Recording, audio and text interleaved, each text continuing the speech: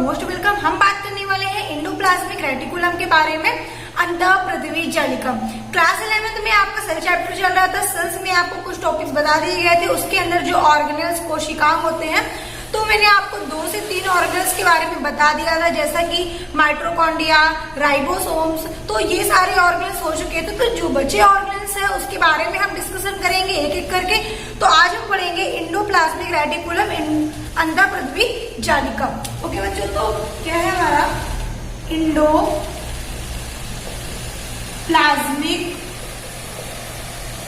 Reticulum, ठीक है, endoplasmic reticulum. अब हम इस एंडोप्लाज्मिक रेटिकुलम को हिंदी में क्या बोलते हैं, तो इसे हम हिंदी में बोलेंगे अंतःपृथ्वी जालिका। अंतःपृथ्वी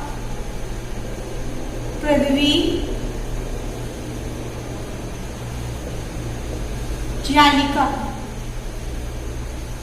अब बात करते हैं कि एंडोप्लाज्मिक रेटिकुलम, अंतःपृथ्वी जालिका होता क्या है, ठीक है, इसका क्या मीन्स है। अगर हम इसके नाम पे देखें तो सबसे पहले हमें इसका नाम का मतलब पता होना चाहिए कि इसका अर्थ क्या होगा, ठीक है। तो एंडोप्लाज्मिक का मतलब क्या होता है और रेटिकुलम का मतलब क्या होता है। अगर हम एक एक करके बात करें तो एंडोप्लाज्म का मतलब क्या होगा, एंडोप्लाज्म, और दूसरा हमारा वर्ड है रेटिकुलम, ठीक है। तो एंडोप्लाज्म और रेटिकुलम 2 वर्ड है। अब इस दोनों वर्ड का मतलब हमें अगर जानना है तो सबसे पहले हम बात करेंगे एंडोप्लाज्म के बारे में। एंडोप्लाज्म का मतलब होता है जीवद्रव्य, और रेटिकुलम का मतलब होता है जाल, या फिर हम कह सकते हैं जालिका, या एक लैंग्वेज है बोले तो झिल्ली,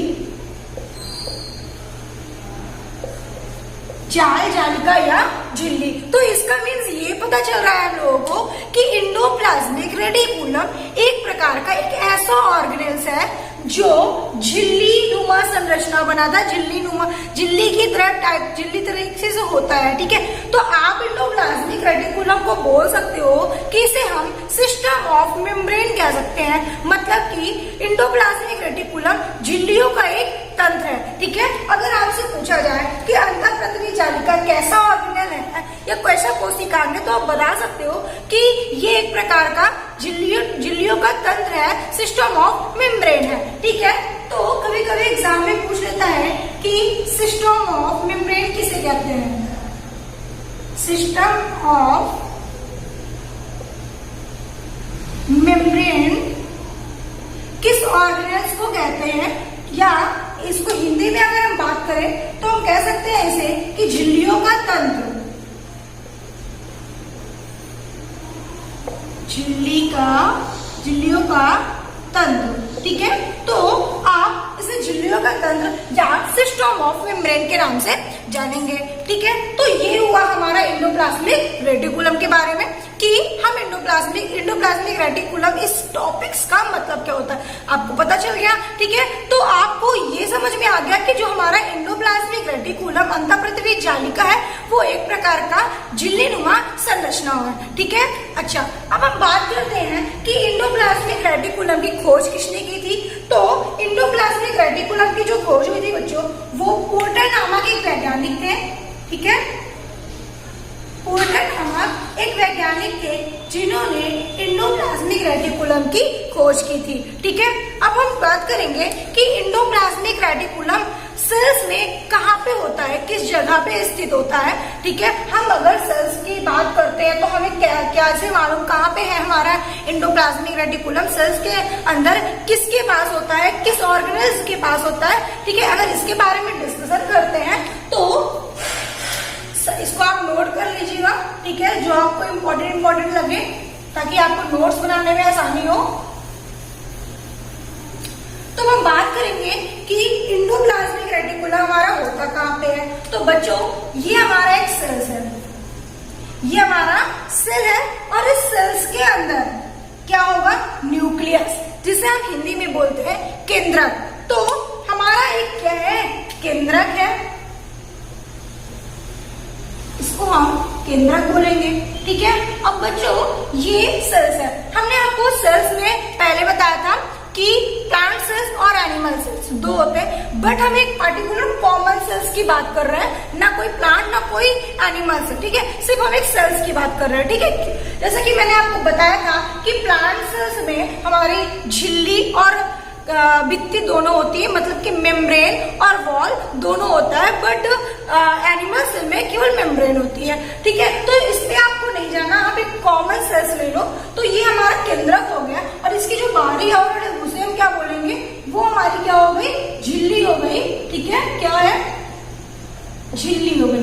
तो आपको बताना है कि इस सेल्स में एंडोप्लाज्मिक रेटिकुलम कहाँ पे होता है। तो बच्चों एंडोप्लाज्मिक रेटिकुलम जो हमारा होता है वो कुछ इस तरीके से संरचना बनी होगी, जैसे कि ठीक है, इस टाइप की संरचना है। ठीक है, अब दोनों साइड हमारा एंडोप्लाज्मिक रेटिकुलम होता है, लेकिन अब बताएंगे क्या कि किसके पास होता है। ये तो हमें भी दिख रहा है कि दोनों साइड एंडोप्लाज्मिक, क्या दो एंडोप्लाज्मिक रेटिकुलम होता है? बिल्कुल बच्चों, एंडोप्लाज्मिक रेटिकुलम दो प्रकार के होते हैं। ठीक है, एक होता है रफ एंडोप्लाज्मिक रेटिकुलम और एक होता है smooth endoplasmic reticulum. Rough endoplasmic reticulum मतलब चिकनी अंतःप्रतिविजालिका और खुरदरी अंतःप्रतिविजालिका, इस तरीके से दो एंडोप्लाज्मिक रेटिकुलम होते हैं। ठीक है, अब हम बात करते हैं कि मैम कौन सा रफ एंडोप्लाज्मिक रेटिकुलम है और कौन सा स्मूथ एंडोप्लाज्मिक रेटिकुलम है। तो बच्चों हमें ये देखना है कि ये हमारा केंद्रक है और ये हमारा मेम्ब्रेन है ना।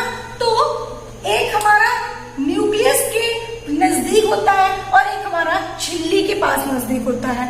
तो जो केंद्रक के पास नजदीक होगा और जो झिल्ली के पास नजदीक होगा दोनों अलग अलग है। तो इसमें से कौन सा रफ एंडोप्लाज्मिक होगा और कौन सा स्मूथ होगा। ठीक है, तो इसमें आपको ये देखना है कि जो न्यूक्लियस के पास होगी, जो न्यूक्लियस के नजदीक होगी, उसे हम रफ एंडोप्लाज्मिक रेटिकुलम बोलेंगे। क्या बोलेंगे, रफ एंडोप्लाज्मिक। तो ये वाली जो हमारी है वो हमारी रफ एंडोप्लाज्मिक रेटिकुलम हुई। शॉर्ट में हमने लिख दिया है इसे RER भी बोलते हैं। शॉर्ट में अगर हम बात करें तो आप RER बोल सकते हो। R का मतलब रफ, E का मतलब एंडोप्लाज्मिक और R का मतलब रेटिकुलम। ठीक है, तो रफ एंडोप्लाज्मिक रेटिकुलम को आप क्या बोलते हो, खुरदरी अंतःप्रतिविजालिका। ठीक है, लिख दे रहे हैं ताकि आपको समझ में आए। ठीक है, इसको हम बोलेंगे खुरदरी अंतःप्रतिविजालिका।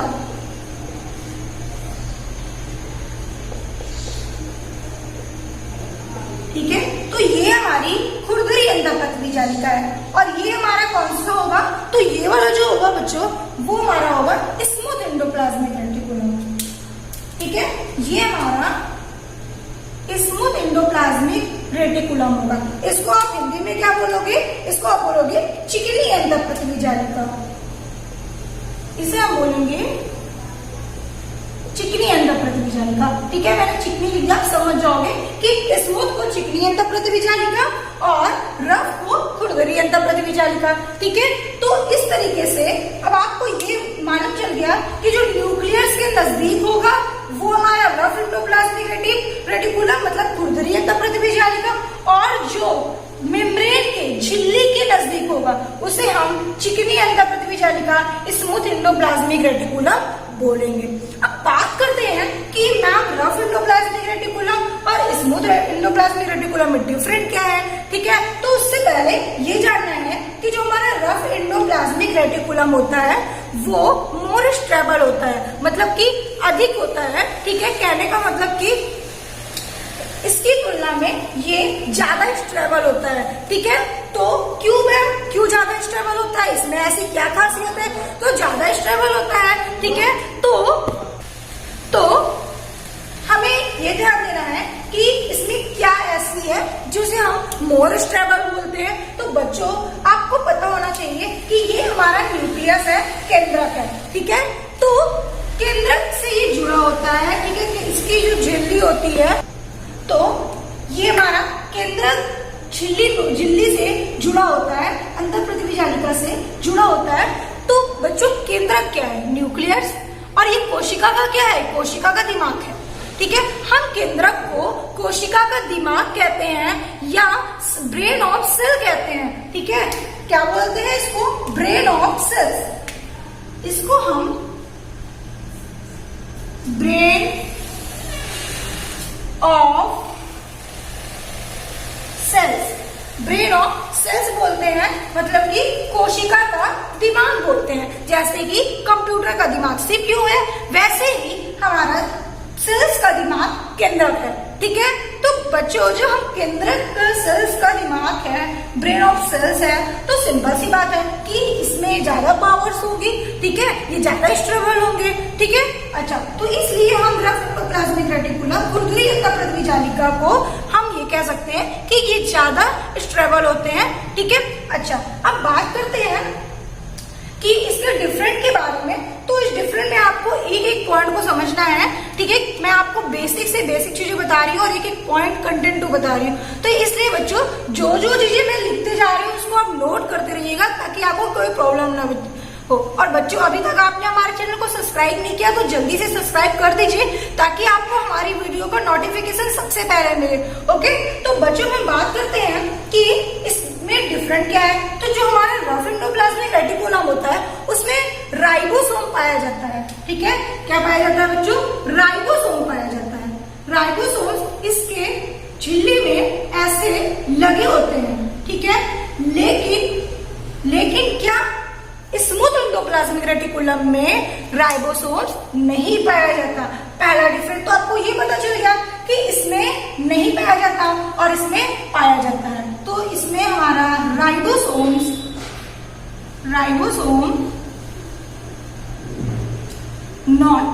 नहीं पाया जाता। ठीक है, और इसमें पाया जाता है। ठीक है, अच्छा, तो अब जब मैम इसमें राइबोसोम नहीं पाया जाएगा तो ये संश्लेषण भी नहीं करेगा, है ना। इसमें कोई किसी चीज की संश्लेषण नहीं होगा, किसी चीज का निर्माण भी नहीं हो पाता। ठीक है, तो कहने का मतलब ये है इसमें राइबोसोम्स पाया जाता है और राइबोसोम्स क्या करता है? इसमें संश्लेषित भी होता है। ठीक है, कहने का मतलब ये संश्लेषण करता है क्योंकि इसमें मैम राइबोसोम्स है और राइबोसोम तो प्रोटीन का निर्माण करता है, प्रोटीन का संश्लेषण करता है, बिल्कुल करता है। तो इसमें प्रोटीन्स का निर्माण भी होता है क्योंकि इसमें राइबोसोम्स पाया जाता है। ठीक है, अच्छा, दूसरा चीज ये हो गया। तीसरी बात ये कि एंडोप्लाज्मिक रेटिकुलम की कुछ घटक है। ठीक है, तो जो घटक है वो 3 घटक होते हैं। एंडोप्लाज्मिक रेटिकुलम के 3 घटक हैं, जिसे हम पहला नंबर अगर हम बात करें तो पहले नंबर पे हमारा है सिस्टर्नी। ठीक है, पहले नंबर पे अगर आप बात करते हो तो पहले नंबर पे बोले तो सिस्टर्नी, इसको हम इंग्लिश में भी सिस्टर्नी ही बोलते हैं। ओके, दूसरी चीज अगर हम बात करते हैं बच्चों तो सेकंड नंबर पे हमारा है क्या? पुटिकाएं। ठीक है, पुटिकाएं, हिंदी में इसे हम बोलते हैं पुटिकाएं। और इंग्लिश में अगर हम बात करें तो इसे हम बोलते हैं वेसिकल्स। ठीक है, वेसिकल्स बोलेंगे। और थर्ड नंबर की बात करें तो थर्ड नंबर पे हमारी है नलिकाएं। और इसे इंग्लिश में क्या बोलते हैं? इसको इंग्लिश में बोलेंगे ट्यूबेल्स। ठीक है, तो आपका फर्स्ट नंबर पे हुआ क्या? सिस्टर्नी, जिसे हम इंग्लिश में सिस्टर्नी, पुटिकाएं, ठीक है, वेसिकल्स और नलिकाएं, ट्यूबेल्स। इस तरीके से 3 घटक होते हैं। तो बच्चों इस 3 घटक में सिस्टर्नी, पुटिकाएं, ये दोनों हमारी किसमें पाई जाती है? रफ एंडोप्लाज्मिक रेटिकुलम में पाई जाती है। रफ एंडोप्लाज्मिक रेटिकुलम में सिस्टर्नी और पुटिकाएं दोनों पाई जाती है। बट इसमें स्मूथ एंडोप्लाज्मिक रेटिकुलम में क्या पाई जाती है? केवल नलिकाएं पाई जाती है, पुटिकाएं और सिस्टर्नी नहीं पाई जाती हैं। ठीक है, अब हम बात करते हैं कि सिस्टर्नी और नलिकाएं, पुटिकाएं होती कैसे हैं। ठीक है, तो अगर हम नॉर्मली जाने बच्चों तो हम ये कह सकते हैं कि जो हमारी सिस्टर्नी होती है वो सखित होती है। कुछ इस तरीके से इसकी संरचना होती है। ठीक है, ये हमारा कुछ इस तरीके से इसकी संरचना होती है। ठीक है, तो ये साकित होती है, इसमें राइबोसोम्स पाए जाते हैं। ठीक है, इसमें इसमें राइबोसोम्स होते हैं।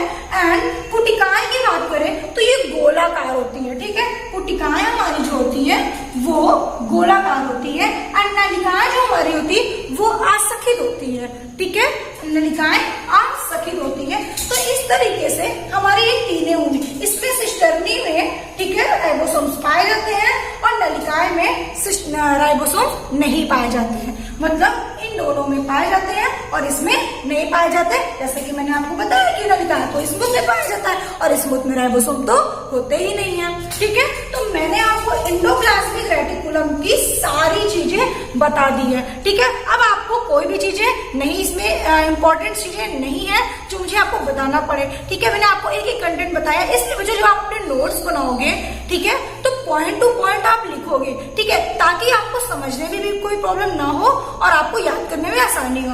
ओके, तो ये हमारा हुआ एंडोप्लाज्मिक रेटिकुलम। अब बात करते हैं कि एंडोप्लाज्मिक रेटिकुलम में रेटिकुलम का काम क्या होता है, इसके बारे में हम नेक्स्ट वीडियो में डिस्कशन करेंगे। ओके, तो मैंने आपको क्या क्या चीजें बताया, मैं एक बार जल्दी से रिवाइज कर देती हूँ, ठीक है। मैंने आपको बताया कि एंडोप्लाज्मिक रेटिकुलम क्या होता है। एंडोप्लाज्म का मतलब होता है ज्योद्रव और रेटिकुलम का मतलब होता है जालिका, मतलब कि एंडोप्लाज्मिक रेटिकुलम एक झिल्लियों का तंत्र है, सिस्टम ऑफ मेम्ब्रेन है, ठीक है।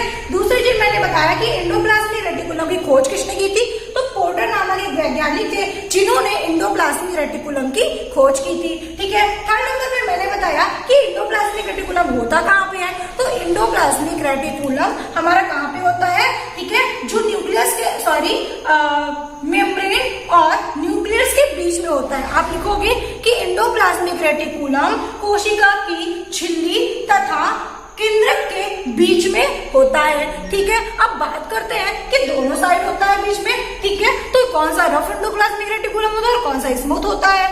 तो मैंने बताया कि जो मेम्ब्रेन्स के नजदीक, जो झिल्ली के नजदीक होता है वो स्मूथ एंडोप्लाज्मिक रेटिकुलम होता है और जो रफ एंडोप्लाज्मिक रेटिकुलम होता है वो केंद्रक के नजदीक होता है और ये स्मूथ एंडोप्लाज्मिक रेटिकुलम की तुलना में ज्यादा स्टेबल होता है, ठीक है। फिर मैंने आपको बताया कि रफ एंडोप्लाज्मिक रेटिकुलम में राइबोसोम्स पाए जाते हैं और इसमें राइबोसोम्स नहीं पाए जाते, इसमें कोई भी संश्लेषण नहीं होता है, इसमें प्रोटीन का निर्माण होता है क्योंकि इसमें राइबोसोम्स पाए जाते हैं, ठीक है। अब फिर मैंने आपको एक पॉइंट और बताया कि केंद्रक कोशिका का दिमाग होता है, इसे हम ब्रेन ऑफ सेल के नाम से भी बोलते हैं, ठीक है। और मैंने आपको ये बताया कि रफ एंडोप्लाज्मिक रेटिकुलम में क्या क्या चीजें पाई जाती हैं, तो सिस्टर्नी और नलिकाएं पाई जाती हैं और इसमें ये पुटिकाएं, सॉरी, इसमें नलिकाएं पाई जाती है, इसमें सिस्टर्नी और पुटिकाएं नहीं पाई जाती हैं, ठीक है। सिस्टर्नी, नलिकाएं, पुटिकाएं किस आकार की होती है, मैंने आपको बता दिया कि सिस्टर्नी सखित होती है कुछ इस तरीके से, पुटिकाएं गोलाकार होती है और नलिकाएं असखित होती है, ठीक है। मैंने इन तीनों चीजों के बारे में आपको बता दिया। ओके, तो मैंने आपको सारी चीजें इसमें बता दी है। एक इंपॉर्टेंट चीजें छूट गई हैं जो आपको जानना है कि एंडोप्लाज्मिक रेटिकुलम जो होता है वो मांसपेशियों में, अगर हम बात करें तो उसे मांसपेशियों में हम किस नाम से जानेंगे, तो सार्कोप्लाज्मिक के नाम से जानते हैं। किसके नाम से जानेंगे, सार्कोप्लाज्मिक, ठीक है। ध्यान से समझिएगा और नोट कर लीजिएगा, बहुत इंपॉर्टेंट है, सार्कोप्लाज्मिक। सार्कोप्लाज्मिक, इसको हिंदी में भी यही लिखते हैं बच्चों,